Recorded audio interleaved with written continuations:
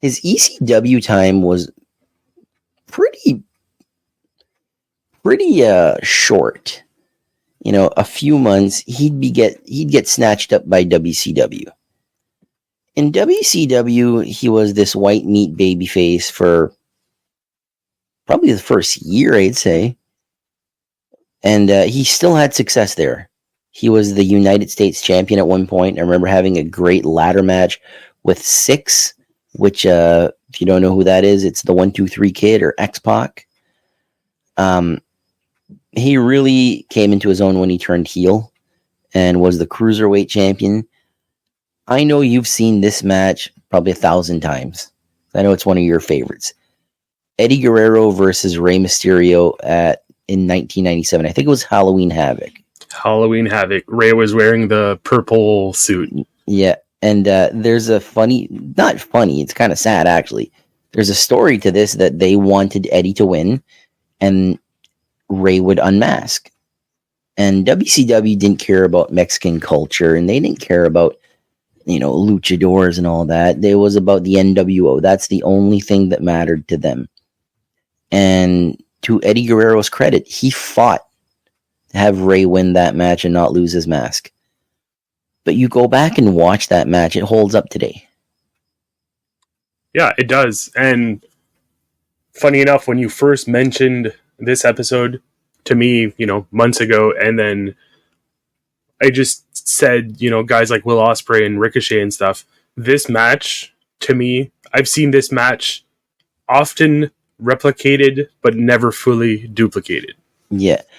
Rey was on his game that day. Like Eddie was too, but some of the moves that Rey did, I remember he's balancing himself on the top rope. This is the spot that I remember. He's balancing himself on the top rope, does a moonsault, catches Eddie Guerrero's head and DDTs him.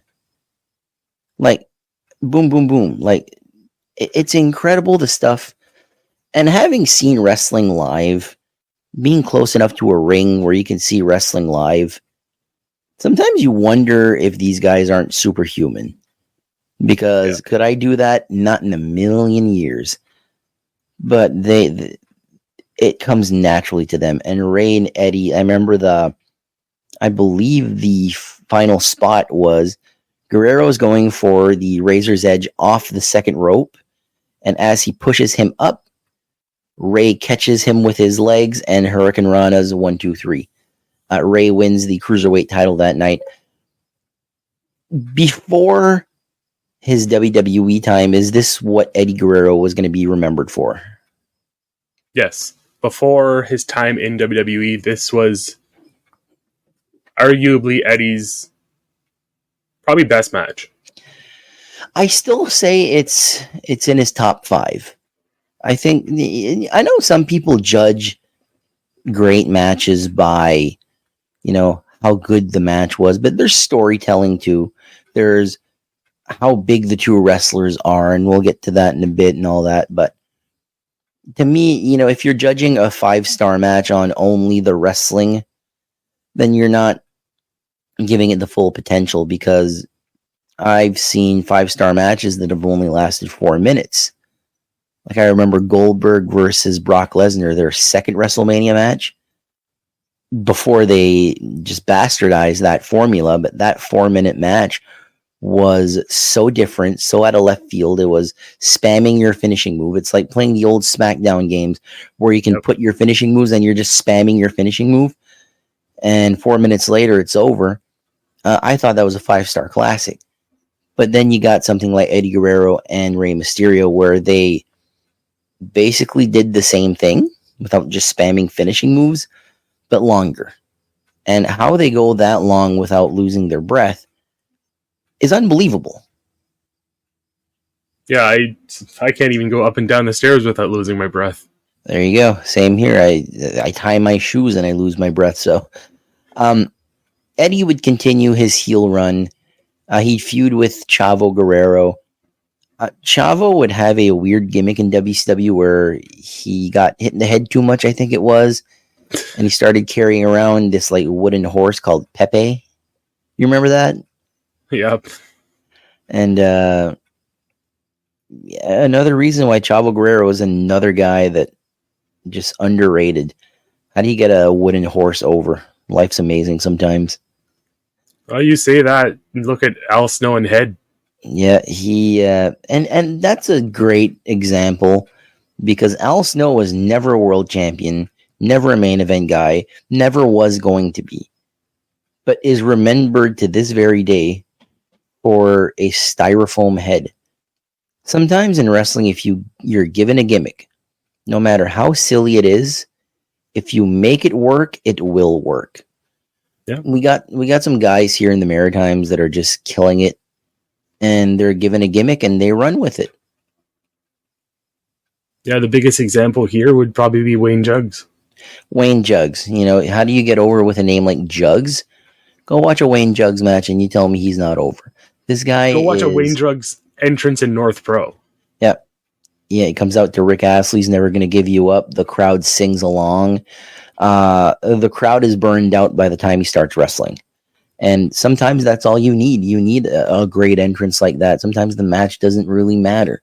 You need a winner and a loser, of course. But, I'm not buying a ticket to go see Wayne Jugs wrestle 30 minutes. I'm going there to see the entrance. I'm going there to see a 5 to 10 minute match. Bing, bang, boom. You're out. Eddie wasn't that, though. Eddie was a complete professional, and he started his own stable. Now, by this point in time, it's getting a little silly. There's the NWO Black and White. There's the NWO Red and Black. There's the One Warrior Nation, the Ultimate Warrior group in 98, with only him and Ed Leslie. And there's also the LWO, the Latino World Order, which had all the Mexican wrestlers. The main storyline here is they're trying to recruit Rey Mysterio. And Rey's like, no, I'm not joining your group. I'm going to do my own thing. And every week, Eddie comes out, and there are two luchadors having a match, whether it be El Dandy and Damien or whatever. And he's like, join the LWO. And they're like, okay, a free t-shirt, cool. And finally, they decide to have a match with Rey Mysterio. If Rey lost, he had to join the LWO. And Rey lost and had to join the LWO. Eddie disappears from TV for a while here. I don't remember why. I don't think it was because of his car accident, but it might have been. But I remember the storyline shifted to Rey is now the leader of the LWO, and he's trying to keep it alive till Eddie Guerrero comes back. But one thing that we have to mention here is Eddie Guerrero's substance abuse and his drug problem. It would end up in the long run really affecting his health. Thoughts on this and a PSA to don't do drugs? So, with, guys wrestling 300 plus days a year, getting injured, their bodies being banged up, they're going to, take painkillers and stuff like that. And especially in these early days when stuff like this wasn't watched as much, substance abuse happened. Yeah. Go ahead. No, go for it. Okay. And yeah, for Eddie, drugs were the problem. Some wrestlers, it's alcohol that's the problem. Some wrestlers, it's sex becomes an addiction too. I think every man has that problem sometimes. But yeah, for all of you out there, don't abuse drugs. Most addicts will tell you that it's definitely not worth it. Yeah. You're always going to be chasing that high. Exactly. And I feel it's gotten better. I remember the old stories of, you just shake a bottle and the heads would go up. So it's almost scary to look at all your heroes from your childhood and probably half are dead. Steroids was another big one. Percocets and all that stuff, and Oxycontins, and mix that with alcohol. A lot of people OD'd, and just a conglomeration of stuff that you shouldn't put in your body. Shout out to AEW. Conglomeration. Yep. That's a funny one. So Eddie would eventually, like during this time, he's coming out and he's saying that he's quit. And there's this story of Eddie Guerrero had coffee thrown on him by Eric Bischoff when he was trying to pitch an idea or something like that. So he comes out, and I think this is right before the LWO. Comes out with his suitcase and whatever, or his luggage, and he's got a cup of coffee, and he basically says he quits, and he throws coffee on himself and is like, "Here, I did it for you."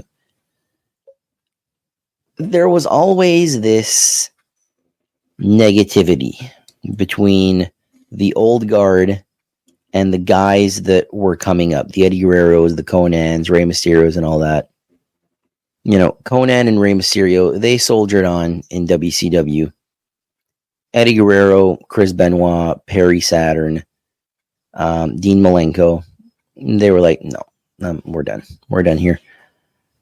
They make their way to the WWF. They become the Radicals. Eddie, on his first night there, breaks his elbow. Another setback. Even watching it, he gives the frog splash to, I believe, Billy Gunn, and just lands on his elbow, and you can tell he just messed it up. Like, it's not like a Ray Phoenix thing where his arm gummied, but just the way he landed, you can tell he messed up his elbow pretty bad. He still came out on TV at a sling and all that, but early memories of the Radicals. I still remember them sitting at ringside. Yeah, I believe it's Al Snow that went to them first and like handshake and hug and whatever. Yeah. It was a fun time, those like late WCW, early WWF days. Well, not early WWF, but like early for them. Yeah, and you'll always be wondering like who's gonna jump ship next. Being a kid at that point in time. See, I was the weird kid that my uncle had a video store and he had all the old 80s and early 90s WWF shows. So I'd watch that, and I preferred that because I was a kid. I liked the Ultimate Warrior and Macho Man Randy Savage. But I also had WCW and WWF, and I was still watching that. I was petrified of Kane, believe it or not. But it is one of those things where wrestling was never that popular before or after, and I don't think it ever will be. I think wrestling peaked right there. Yeah, right now everyone has cell phones, everyone has laptops, computers. They have the internet accessible at all times. So they're not going to sit down on a Monday night or a Friday night or whatever to watch wrestling on a regular basis. Yeah. They'll PVR it, watch it throughout the week, or they'll download the illegal link or go on a website that exists and watch it the next day. I'm guilty of this too. I'll admit it. One of the things that we used to do in the 90s and early 2000s, if you had a VHS player, you could time it to start recording at a specific hour, and you had to put it on the right channel. But I remember talking with Corey Robbie Show, our other Wrestling with the Bro, and I remember him saying like he would never miss an episode of Raw or SmackDown because you just couldn't. It was so... Wrestling was so hot. Everything on the show was so hot. Everybody had a storyline.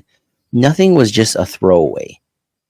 Nowadays, there's 3-4 major storylines, a few minor storylines, and then filler. So, that's sad because you would think with WWE you could have a storyline for everybody. You could. I think it'd be a lot to put on the writers, though. Well, that's their jobs, though. I know. Um,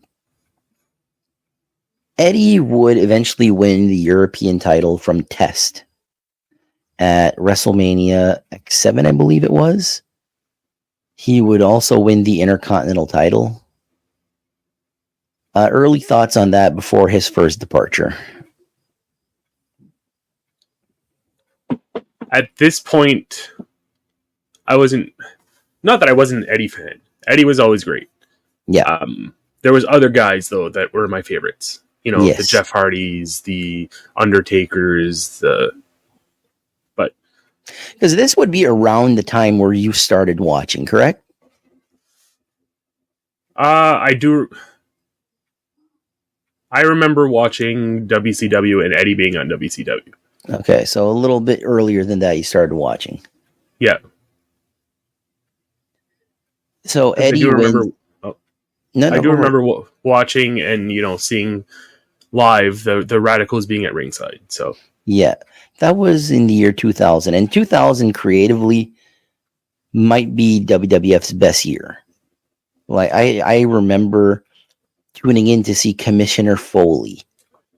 Like everything in 2000 was so good, and then you think about it, this is the year Stone Cold Steve Austin isn't there at all. yeah, So that's how big WWF was back then. Like I've if you watch this channel, you see I'm doing wrestling in 1990, which is my favorite year. Right next to that is 2000. 2000 was amazing. But Eddie, he would win the European title, the Intercontinental title, and before he came back to WWE, he said those were the two big titles that he held special because they were the WWF. WWF was the biggest promotion in the world. Still is. It's WWE now. Eddie would leave the WWF thanks to drug issues. He was about to feud. No, he was not. This is when he came back. But Eddie would have a car accident that would nearly take his life. Rolled his car a bunch of times. Came back to wrestling, but he came back on the independents. And this was almost the Eddie Guerrero redemption tour. He fought many, many future stars. One that's very noticeable is a young CM Punk. Yep. I still have that CM Punk DVD and the triple threat matches there. Yep. Eddie, Ray, and Punk. Yeah. Still to this day, CM Punk says the greatest wrestler he ever stepped into the ring with was Eddie Guerrero. You could learn so much in 5 minutes wrestling Eddie Guerrero than anybody else. Eddie took the time. He knew the future of wrestling was guys like CM Punk, and fortunately for Eddie, WWE had come calling again. And WWE, Vince McMahon run WWE, by the way. They allowed Eddie to finish his dates, even though he was under WWE contract, and even appeared, I don't remember which promotion it was, but Eddie had just won the Intercontinental title. And I don't remember if he was defending it or not, but Eddie showed up on this independent as the IC champion. So Eddie returns as a heel, and I remember he was going to have this program with Stone Cold Steve Austin. That's when Stone Cold left and eventually came back and then retired for good. So he's teaming up with Chris Benoit again and continuing that mid-card storyline until the brand split happens. And I think from brand split to his untimely death is probably his best time in pro wrestling. Because with the brand split, there's the SmackDown 6, which was Eddie Guerrero, Chavo Guerrero, Chris Benoit, Kurt Angle, Edge, and Rey Mysterio. They were just having banger matches. The WWE Tag Team titles were created at that point in time, and Los Guerreros became WWE Tag Team champions. How fun do you think it was for Eddie and Chavo to finally be a team together? I think they very much so enjoyed that, as I would too. Imagine, going me and you freaking winning the tag title somewhere. That would be like Incredible. Just incredible. But you actually forgot one thing. Oh, Surprisingly enough, China. I did forget China. Mamacita. Yeah. So this was during his Intercontinental run. I forgot two things actually. So let's rewind the tape a little bit since we're talking about the early 2000s. So he starts a friendship with China. So China had been teaming with Chris Jericho. And Jericho basically had feuded with China, and now they're a team. I don't think they ever liked each other. And they're basically going to start this Eddie Guerrero and China storyline, where Eddie Guerrero and China are in a relationship, I guess. But this is where Mamacita started. Like, if you remember Eddie Guerrero's old theme song, Mamacita. That the only reason I mentioned this is because at Downtown Wrestling last Sunday, the theme song played. I do remember that. Shout out to Sebi. Sebi is such a great guy, and he had all these old school theme songs. It was amazing. So China is the Intercontinental Champion at this point in time. And the way Eddie wins it is China got knocked out, and Eddie's like consoling her, but at the same time pinning her. And then he's like, oh, I won the Intercontinental. But it's like, it's so Eddie where it's like, oh no, I didn't mean to do it. But he's like, yeah, I meant to do it. And I want to be the champion. Yeah. So more thoughts on China and Eddie. You could say that, China and Eddie's on-screen relationship is where Liv and Dirty Dom, or like Mommy, that's even Rhea Ripley. This whole Dirty Dom character is Eddie Guerrero at this point in time. Yeah, Dirty Dom, I know it was a storyline, and we'll get to that. But Dirty Dominic Mysterio, he's so like a carbon copy of Eddie Guerrero right now, from the mustache to the mullet, to Rhea being Mommy, to the cheating and all that. He's one of the more entertaining and really successfully good wrestlers in the WWE right now. Yeah. And it's all an homage to Eddie. Yeah. And even when he gets hit with something and he crawls on his knees, like just runs on his knees to like grab his tag team partner, that's Eddie Guerrero right there. Yep. One thing that I also forgot is this is where he left. But by the time he left, he was starting a storyline with the Hardy Boys and Lita, where he was teaming up with them.